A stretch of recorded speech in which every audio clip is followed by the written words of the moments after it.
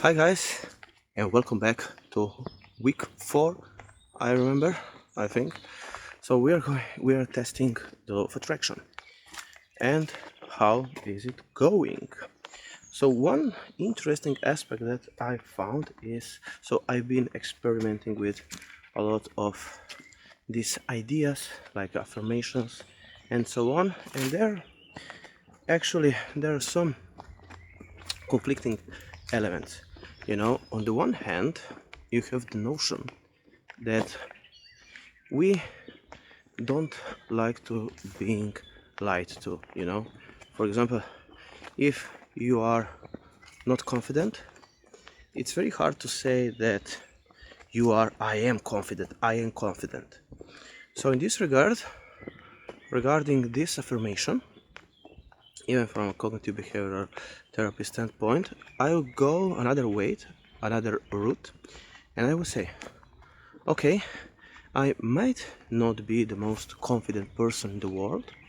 I may have some confidence issues, which is fine, which is normal, which is human, but I can always say that sometimes I'm more confident and sometimes I'm less confident, which is actually true.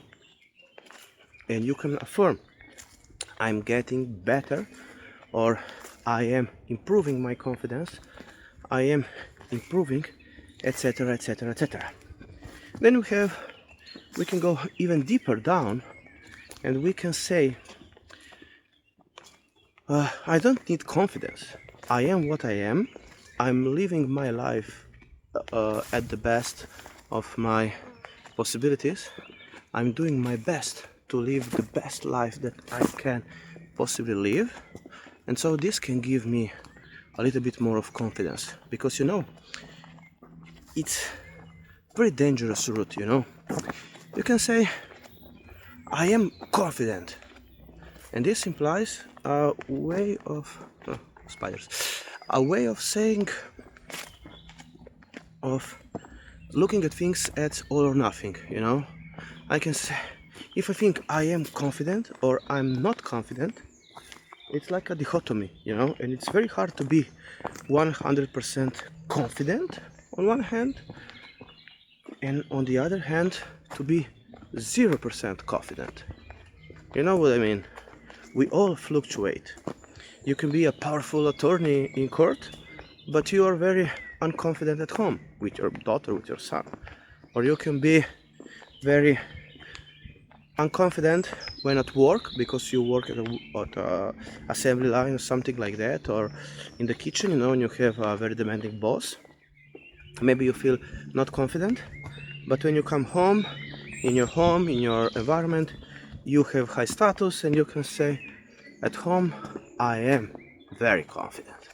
I'm very powerful, I'm very confident. So that's very interesting. But in cognitive therapy, we always say you can improve your confidence. And so this is one thing for intermezzo. And thinking about the law of attraction, I have always been fascinated with the unconscious mind.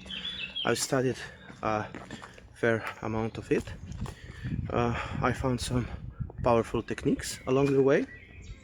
One powerful technique for your subconscious mind is that you give a command. For example, like, let's look at the confidence. I want to be confident, or even I will be the most confident person in 1 year time, or I give the other subconscious, give me the best, or give me 95% confidence most of the time. That's one way to create an order to your subconscious.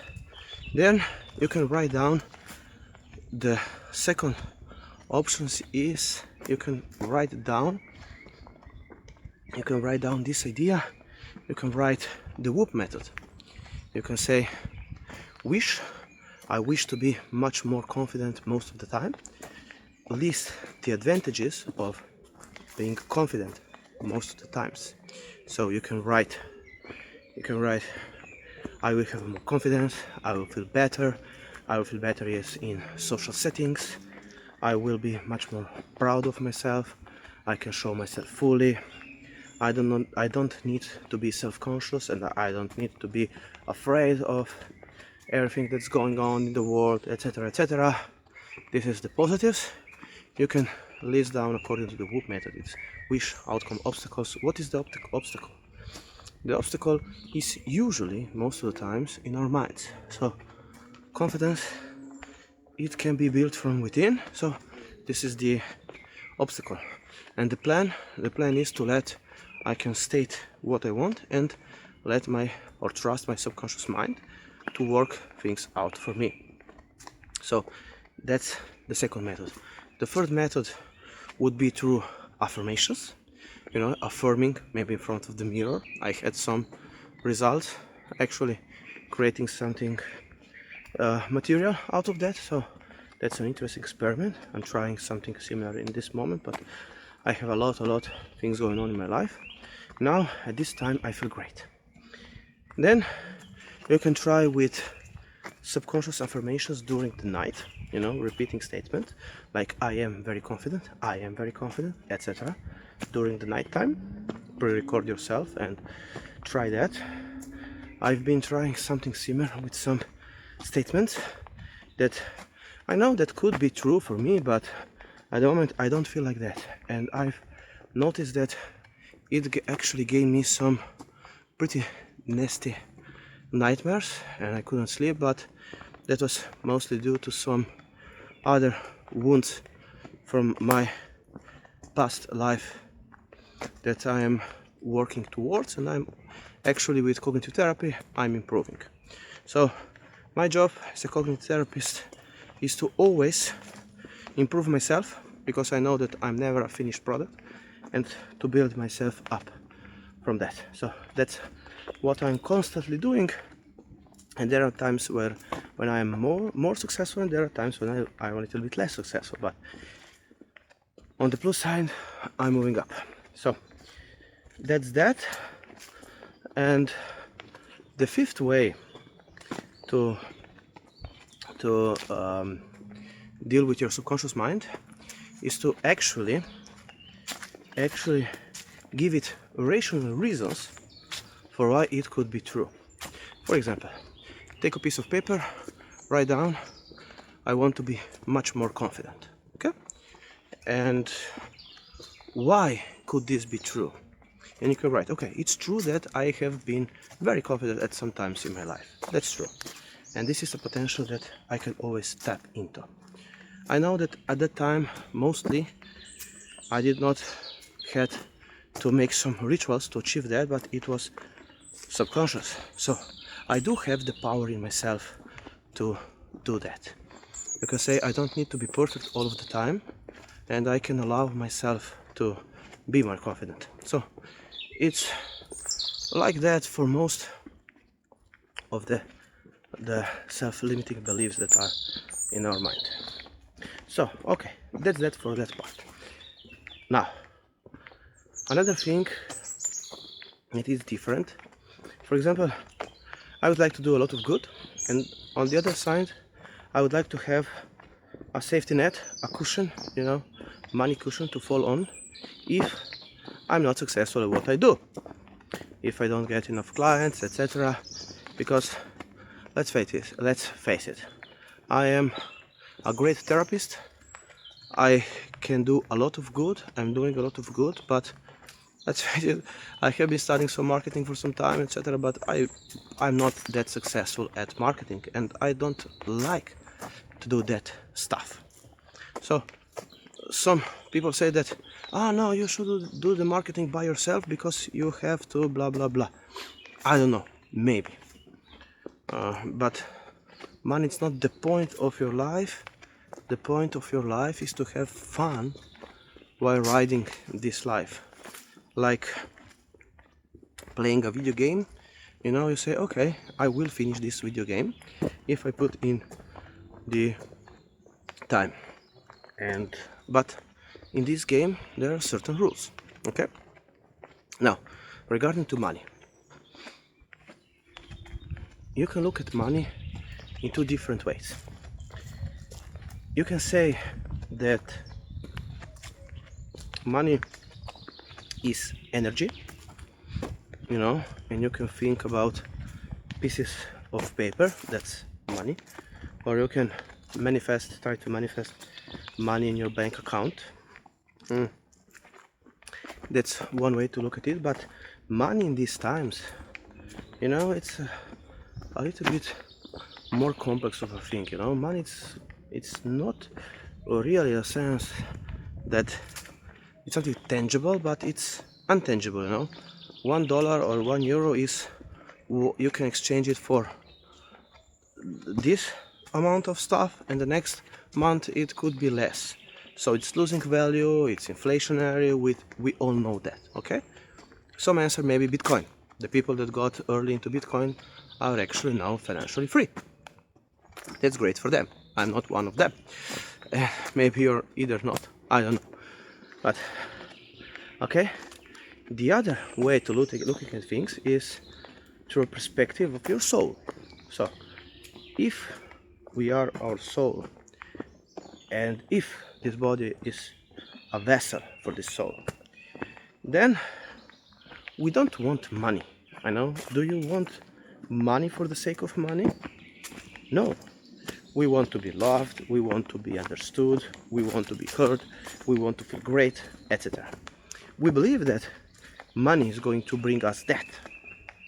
But mostly, even if we get a raise, we may get a slow boost of emotional well-being for a short period of time, but then we retrace back to our initial value of emotional stability and emotional well-being. So, thinking about that, what does your soul want? The soul certainly doesn't want to have more money for the sake of more money. I don't mean, are you going to eat it? Is the soul going to eat it, etc.? No. The soul wants to have experiences. Okay, you can say, and that's the part of, for example, this notion that's a little bit not in pair with my line of thinking, you know. You can say, okay, I want to travel the world. Okay, if I want to travel the world, then I need a lot of money, because everything costs, you know. Diesel costs, and if I don't want to go hitchhiking, which I don't, then you need to have money for gasoline. You need to have money to buy a van. You have to have that, you know. So maybe, I don't know. Then there is the visualization stuff, which I don't like that much. I don't know, maybe to all its own, but that's something to keep in mind. So, how it's going? So, in this month, I got a promotion. That's okay, and maybe it's this way of thinking at work, but I knew that before, I think. And another thing that I was thinking about is, I've read that, sorry, mosquitoes. I read that you can visualize your life in detail, on much more vividly, etc. And I've been following some posts on the internet, on Reddit, and so of some people, which the ideas are great, but I don't see them manifesting it yet. Okay, that's that. Then we have the system, which is created to keep us essentially slaves, or I mean, doing the things that we don't want to do because we have to get money to be able to live. Okay, the system is created like that, but the system does not have in mind your well-being. It's not like the system was designed to give you the best possible life emotionally, etc. You can see everything is created on the basis of profit. You know, I would like to go out and meet people. Guess what? You need money. Guess what? Restaurants got much more expensive. Guess what? It's very hard to meet people outside because you have to go out and pay for that things. So and that's why all these things like insults and these kind of things happen, because we have forgotten how to create a world where it's acceptable to meet people, to have fun with people, to make a lot of great things with people. You know, most of the people are actually lonely, and that's a big problem. Then you have depression. You know what depression essentially is? Depression is losing hope. Essentially, depression is telling yourself, my problems are not solvable, my problems are never going to be resolved, I'm not going to be able to do that, you know, and there depression comes in crashing. You know, it's not like mourning. Mourning is like being sad and essentially loving what ceased to exist. That's mourning. But the loss, feeling like you have lost everything, that's a different point of view. And cognitive therapy is very, very, very similar to the law of attraction, manifestation, etc., because it always deals with the things that we tell ourselves.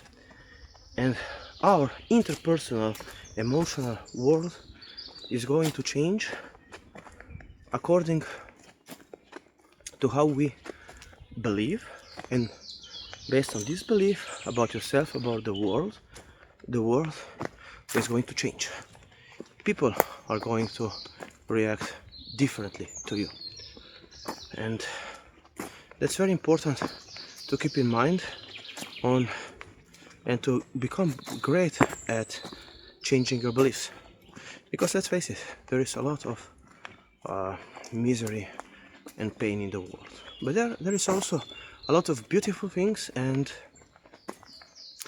I don't believe that this is all of our making. Of course, there are circumstances in your life, you could try everything, but then things don't work out the way you planned, intended, etc. Very interesting. So this is week 4. I will keep you posted on how things are going.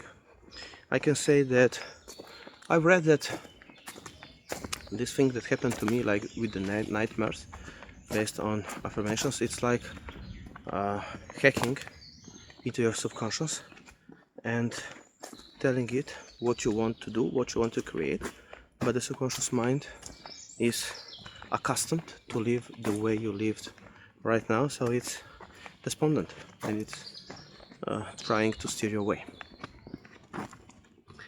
Another thing that you can use in your life is the mirror principle. In transurfing, I can constatate that this world is a mirror, you know, and you're standing in front of this mirror, and according to what you state is going to happen. For example, I want to be confident, and the world mirror will say, yes, you want to be confident. Yes, but I really want to be confident right now. And the world mirror says, yes, you really do want to be confident right now. And the world, you can say, I am confident right now, and the world may respond to you, yes, I am confident right now, or you are confident right now, but you are not yet confident. But there is a slide somewhere in the multiverse theory that there is a version of you that is already very confident or rich or powerful or wealthy. So this does exist, and it's very interesting, but most people say, now, okay, I want to be confident, and the world says, yes, you are confident, because in a way you are confident and you are hiding that inside yourself. But then you say, darn it, I'm not confident, I don't feel confident right now. And the dual mirror will respond to you, yes, you're not confident right now. Yes, but I want to be confident right now. Yes, you want to be confident right now. And then you say, this thing doesn't work. And then the dual mirror responds, yes, this doesn't work. So it really doesn't work anymore. So that's the main caveat. How to remain complacent and how to remain sure of the thing that it is being manifested. I bought a book of transurfing, like 78 days to the magic of transurfing and trying the things out. So I'm thinking about trying that out. So if I do it, of course I will post it and I will keep you posted. If you can, please share this video, like this video. It helps a lot with the algorithm. If you find this information, this input valuable. So until next time, I'm wishing all the best.